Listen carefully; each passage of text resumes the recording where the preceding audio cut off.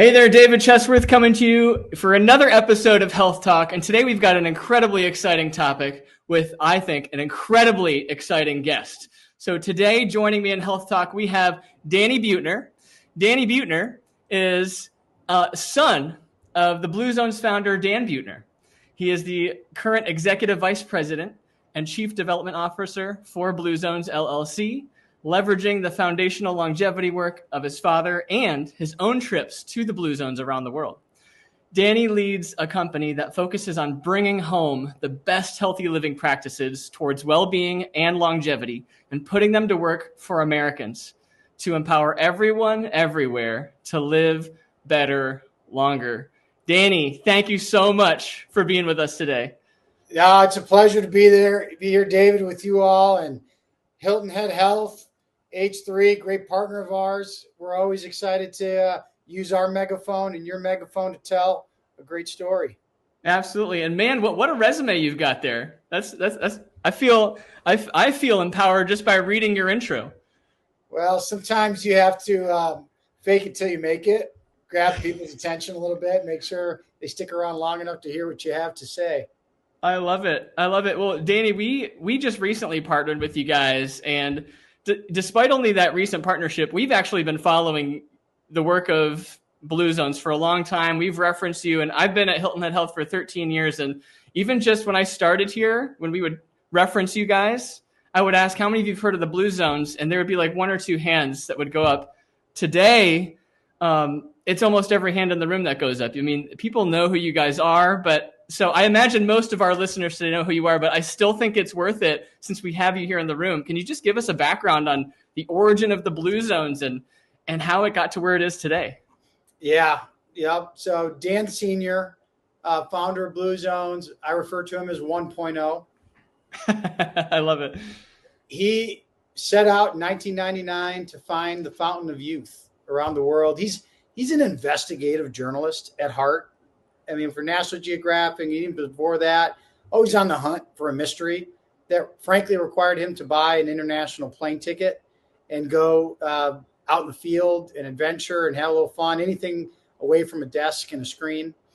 And in 1999, he picked up on this mystery, which we now today call longevity, which has exploded in the same amount of time, same time period. And so he finds these 5 places around the world where people reach age 80, 90, even 100 at the highest rates in the world. And they're doing it, first of all, with a fraction of the disease prevalence rates that we have in the United States, despite the fact that 3 out of 5 of these places are at or below the poverty line. So they don't have a Whole Foods or pharmacies or big billion-dollar health systems. They have something else going on. And the second kicker is of the 350 centenarians, these anomalies, these walking best practices from our species, these 80, 90, 100-year-olds, not a single one pursued health, pursued longevity or fellowship or love or purpose. For all of them, it ensued as a byproduct of where they lived and who they hung out with, their environment and their tribe. Those things are the best practice that turns out you can replicate for yourself, like some of the things you're doing at H3 and some of the things that we do at the larger American scale. But that's the genesis story of Blue Zones and Dan Sr. He continues to put pen to paper. He's got a podcast that's fired up right now. He's got a sequel to his Emmy award-winning Netflix, and bless National Geographic. They keep coming out with more magazines and books with him. That's amazing. So is he still pretty heavily involved then with this podcast and book writing? Or is that separate from the work that you're doing? Both. You know, It's the work that we do has some sizzle, has some sex appeal, has a strategy and value prop and ROI and consumer engagement. But what really makes our company last for the last 2 decades, which is, I know the same for yours, is the results, is the evidence-based strategies and tactics that yield outcomes. It yields change and sustained improvement in behaviors and things worth celebrating. And so his research and keep adding to that compendium of longevity and well-being research is so vital. And he's the best we got in that world.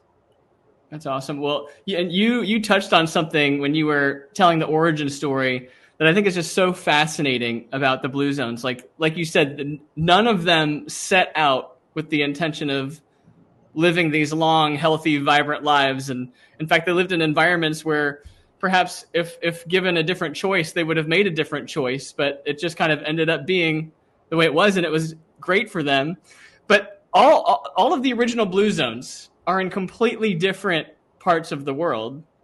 And I know part of the work that your dad did in the investigative work 1.0 was trying to figure out what these places all had in common and what were those things that they all had in common. Yeah. They were islands. They were up in mountaintops. They were on beaches, peninsulas. Some of them are right here in America. With a culture within a culture, a community within a community. But no matter where you are, Okinawa, Japan, Sardinia, Italy, Icaria, Greece, Nicoya Peninsula, Costa Rica, Loma Linda, California, you saw these 9 things over and over and over again. And only about half of them we'd categorize as diet and exercise. That's only about half the bill. So like, moving naturally, eating right, not overeating, glass of red wine maybe at the end of the day with healthy friends, healthy meal. Only half are about physical and nutrition. The other half are things like purpose, things like downshifting, things like belong and having the right tribe. Those things are what make the full human well-being experience. And you really need to have both because, as I'm sure many of the audience has heard before, it's not just about having the absence of disease. True health is also the presence of thriving. So you got to have both. And go figure, all these Blue Zones had both. They had connection and purpose and reverence and fellowship and love, but then they also moved naturally and had way better food rituals than most of us in the Western world. Yeah, that's so. Yeah, what was really when we were working with your retreat team to bring the retreat experience here, your team was very thoughtful at emphasizing the tagline "Live Better Longer," and because sometimes we would reverse the "Live Longer Better." And your team was like, no, it's about living better longer. I think of George Carlin, the old comedian. Yes. So he had a tagline that said, it's not just about adding more years to your life, but adding more life to your years. That's so beautiful. And so, we did wrestle a lot with, well, should it be longer, better, or better, longer? And, at the end of the day, what makes life worth living is the quality part of it. Absolutely. And if you do it right, you can live really, really long and die relatively fast. That's like the perfect playbook. If you can manage to it, and that's where having the right setup, the right programming, the right partners can set you up for something like that. Yeah, live better longer it's great. It rolls off the tongue. It's a little bit more welcoming than live long, die fast. I love it. Yeah. But well, you mentioned purpose, and I don't know if we've had an opportunity to share this with you yet, but we've been running the Blue Zones experience here at Hilton Head Health for a little over a month now, and every group that's gone through it has loved the whole thing. But the one module, the one workshop that rises above all others has to this day been the purpose workshop. That's the favorite. They like all of them, but that one is the most. Not only are they sitting in a room with like-minded folks who want to live better longer, but in that session, they really get to know themselves on a deeper level than I think they ever, people don't typically do that. No, they don't. They don't. We're so easy in Western healthcare to go right to the prescription. Diagnosis, prescription, diagnosis, prescription, and we completely skip the why. What's your why for wanting to be active, healthy, engaging, purposeful? And we know from studying the longest lived people that they all had purpose, and it wasn't a paycheck. It was something else that gets them out of bed in the morning and motivates them, inspires them. And we know that people with purpose live 4 to 6 years longer than people who don't. And I'm not surprised, that you all have normalized the purpose workshops over at Hilton Head Health. And I'm not surprised that it's one of the most rewarding and meaningful feedback that you're getting. Yeah. Yeah. One of the pages in the workbook that you all provided us has this visual of these concentric circles that are forming this Venn diagram. And in the middle, it says Ikigai. And around the circles, it says, what you're good at, what others need, what you can be paid for, and what you enjoy doing. And at the center of all of that is the Ikigai. What is Ikigai for those listening? Yeah. Well, I'll tell you a little punchline. So in America, we have two professional periods. We have our life of productivity, and then it's punctuated, followed by a life of repose. And that's called retirement. And retirement is, besides the year you're born, the most dangerous year for an American from a mortality standpoint. Huge spike in Americans who die within 6 months of retirement. I was a firefighter for 10 years, and I'd watch senior firefighters count down the days until that pension vests. And the day that pension vests, they hung up the turnout gear, they found the lazy boy chair, and let atrophy come right on in. Atrophy of the body leads to atrophy of the mind, leads to atrophy of the spirit. Can you guess what the Okinawan word for retirement is? Is this a trick question? Yes. I'm going to guess that they don't have one. Nailed it. It's a Western construct, this idea of retirement. Instead, they have words like Ikigai, which is a vocabulary for purpose. It translates to the reason I got up this morning. And having somebody recite their own Ikigai, I recite my own Ikigai, frames all the deliberate and purposeful actions that they do throughout the day, their relationships, how they fuel themselves, how they self-care and protect themselves against negative energy versus positive energy. So Ikigai, or your why, absolutely critical. And we often talk about Hilton Head Health as a partner, because usually we speak to immersion partners as train the trainer. And the feedback from my team was this was training the experts, because your team was already so far down the path in wellness and well-being as an immersion.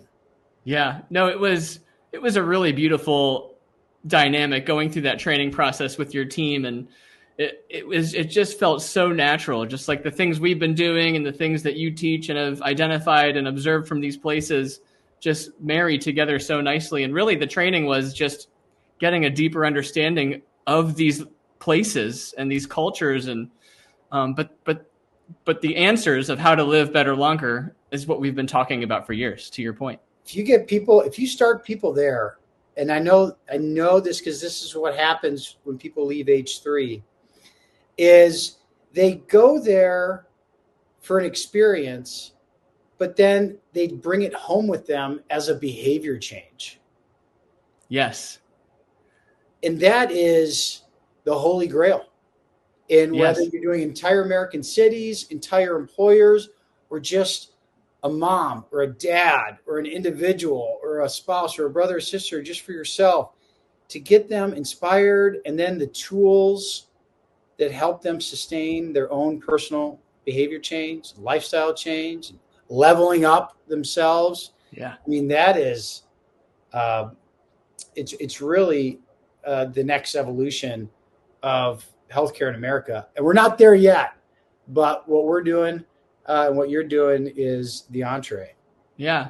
Well, and what you're doing, I'm wondering if you could speak a little bit to what you do with some of the Blue Zones projects, because one of the things at the retreats, the workbook that you guys have provided us that we've talked about, but really have dove deeper as a result of partnering with you guys, is this concept of how much environment drives behavior.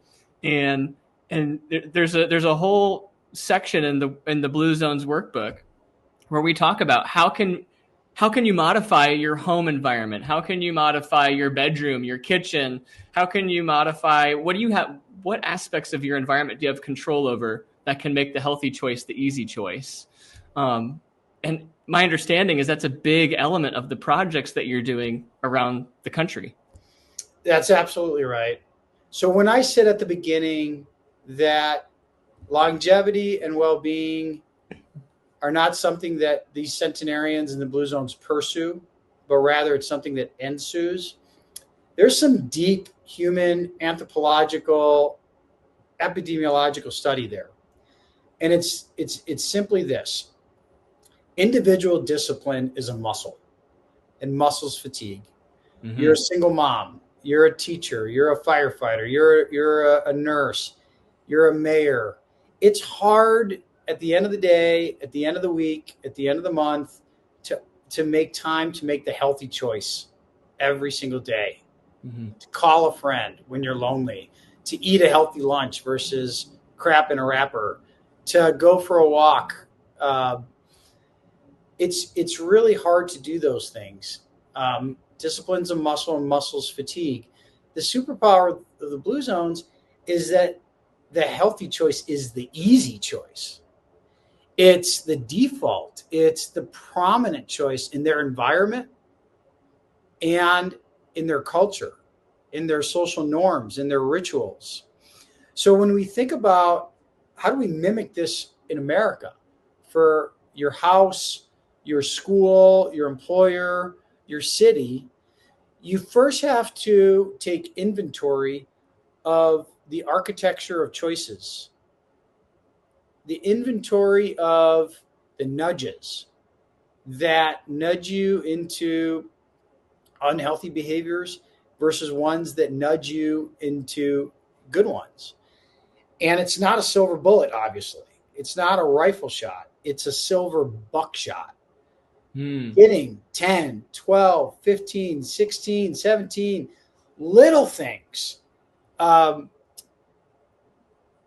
augmented to make the healthy choice the easy choice for you, and trying to do it in a way that's permanent and semi-permanent. So that could be augmenting your friend group with healthier friends. That could be hiding the junk food in your house and putting nuts or fruit on the countertop so it's more prevalent. It could be a lot of things at the individual level, at the city level, complete streets, lowering speed limits, improving pedestrian experience, making it harder to have fast food restaurants set up across the street from an elementary school or from a church, getting people thinking about purpose workshops and connecting them. But if you can do a lot of these permanent and semi-permanent changes to the choice architecture, choices, just a couple better choices a day, maybe one better choice a day than you wouldn't have made yesterday. After a couple weeks in a row, it starts to look and feel an awful lot like behavior. And after a couple more weeks, maybe a month or two, that sustained behavior change starts to look an awful lot like lifestyle. And when you're getting into lifestyle, you're getting into something that healthcare economists called risk factors for disease, for future disease. And now you're in this magic state where not only are you reducing your risk factor for future chronic disease, which is the epidemic of our lifetime, but you're actually delaying disease, preventing future disease, and even reversing disease, which I know you all see on a weekly basis. And if you do it right, you don't treat people in isolation. You get them in groups, like with the retreats and the programs and the workshops, so that they're not doing it alone. So they're doing it with others. And an amazing thing happens when you get one person to have the aha. They turn around and they transform their friends for you. So behavior becomes kind of viral, and then you get to celebrate it. And celebrating is the last piece of the formula. Whether it's a city or an individual, celebrating the positive behavior change, putting it as wins, as momentum kills the monster, as leveling up, that reinforces the behaviors that we like to see. And it's amazing how a large population, a mid-sized population, behavior change follows a lot of the same pattern as that of an individual. Yeah, no, I love the way you describe that. Like you shift your environment and it nudges your behaviors. That behavior becomes a habit, becomes a lifestyle. At Hilton Head Health, we like to say we take it one step further, because really the healthy choice is the only choice here. I know. Yeah, it's the only choice. But you mentioned community. You mentioned people come here and then they go home with new habits and behavior, and that's all very true. And but another element about a retreat setting is oftentimes people come with this one goal of whether it's weight loss or stress management, or they want to live better longer, which are all incredible goals. But then usually what ends up happening is they form this community or form friendships and bonds, and they end up coming back again in the future to continue their goal. But they come back also because they love this community that they've become a part of.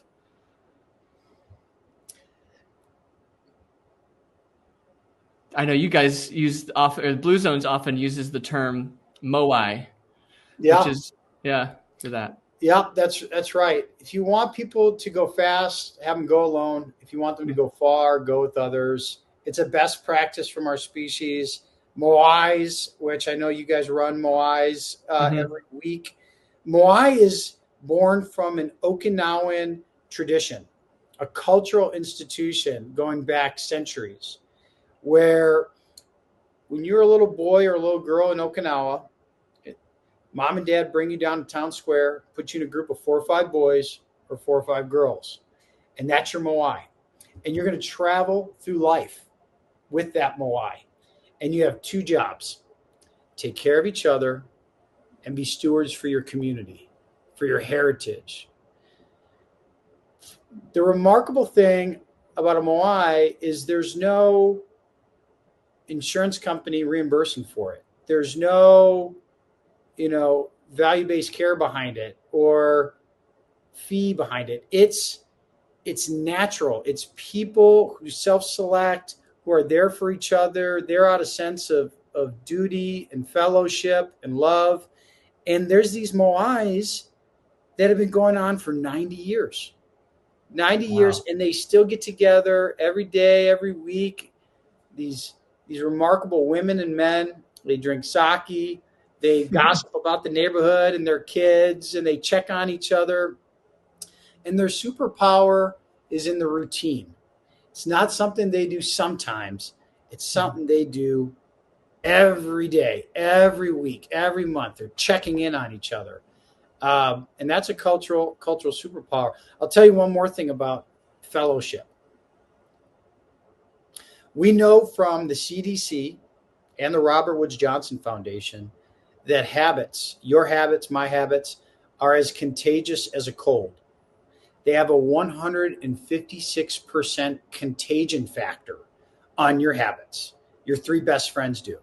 So if your 3 best friends' idea of a good time is going to the bar, eating triple-decker nachos, drinking a bunch of beer, watching the game, smoking a cigarette, with the loneliness epidemic, we might not suggest dumping those unhealthy friends, but augmenting them with people that want to volunteer or go for a bike ride or meditate.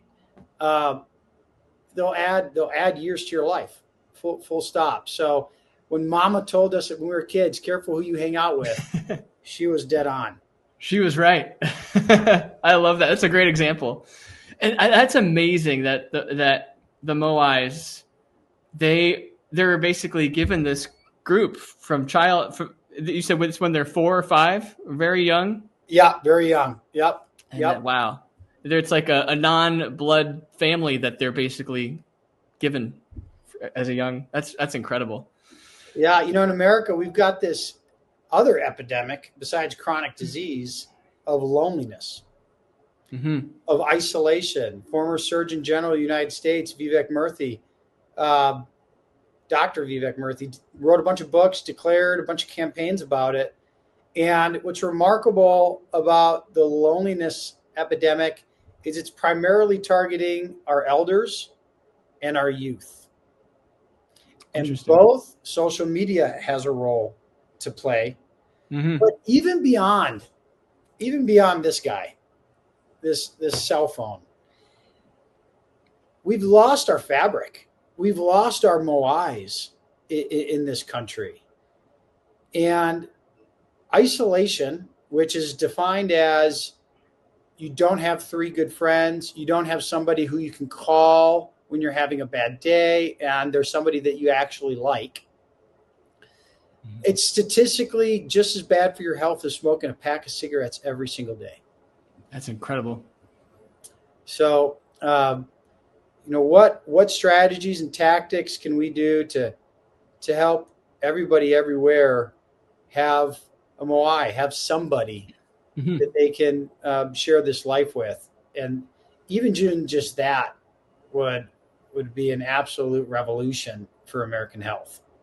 To just make an intentional effort to make a friend or two that you can confide in, that you can call. Yes. Yeah. Yes.